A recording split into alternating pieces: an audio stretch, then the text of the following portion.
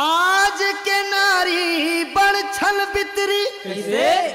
ऊपर चाल चले जैसे सती कहे सुरबैहा सुनो भाई सज्जन जान पड़े नहीं तिरिया के मती। वाह वाह वाह वाह वाह। सुन भैया बता न भैया। मन लागो देवर से हो मन लागो देवर से हाँ। मन लागो देवर से जी मन लागो देवर से अरे ऐसे चतुर भौजाई हो मन लागो देवर से ऐसे चतुर भौजाई हो मन लागो देवर से ऐसे चतुर भौजाई हो मन लागो देवरा से ऐसे चतुर भौजाई हो मन लागो देवर से ये मन लागो देवर से हो मन लागो देवर से मन लागो देवर से जी मन लागो देवर से ऐसे चतुर भौजाई हो मन लागो देवर से ऐसे चतुर भौजाई हो मन लागो देवर से ऐसे चतुर भौजाई हो मन लागो देवर से ऐसे चतुर भौजाई हो मन लागो देवर से।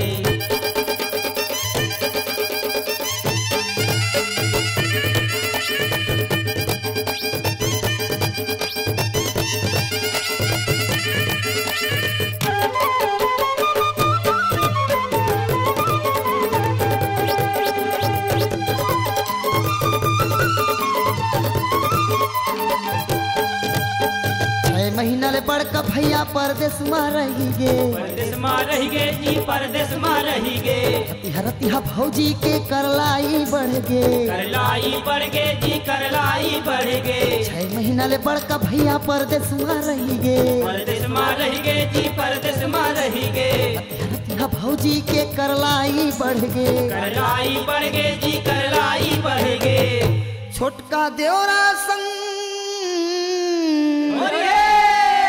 छोटका देवरा संग रतिहा पहाई हो छोटका देवरा संग रतिहा पहाई हो मन लागो देवरा से ऐसे चतुर भौजाई हो मन लागो देवर से ऐसे चतुर भौजाई हो मन लागो देवरा से ऐसे चतुर भौजाई हो मन लागो देवर से।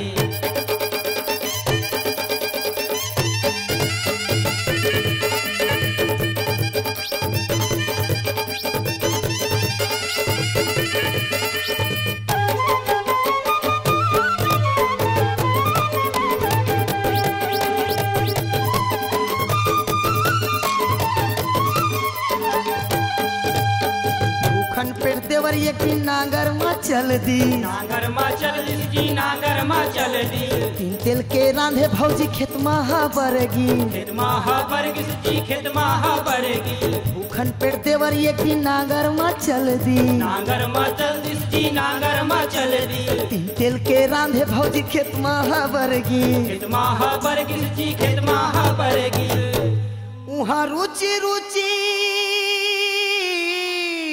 वाह वाह भैया उहाँ रुचि रुचि भोजन खिलाई हो उहाँ रुचि रुचि भोजन खिलाई हो मन लागो देवर से ऐसे चतुर भौजाई हो मन लागो देवरा से ऐसे चतुर भौजाई हो मन लागो देवरा से ऐसे चतुर भौजाई हो मन लागो देवर से।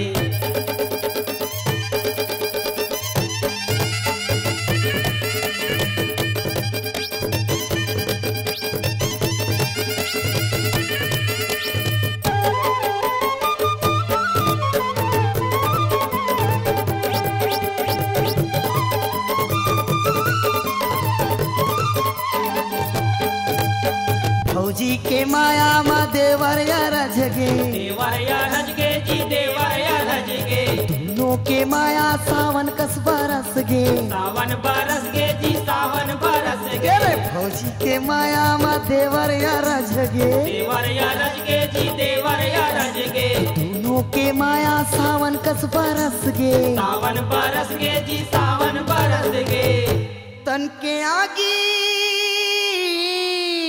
अरे भैया तन के आगे रही रही बुझाई हो, तन के आगे रही रही बुझाई हो, मन लागो देवर से ऐसे चतुर भौजाई हो, मन लागो देवर से। ऐसे चतुर भौजाई हो, मन लागो देवर से। ऐसे चतुर भौजाई हो, मन लागो देवर से। लागो देवर से जी लागो देवर से, लागो देवर से जी लागो देवर से। लागो देवर से जी लागो देवर से। लागो देवर से जी लागो देवर से।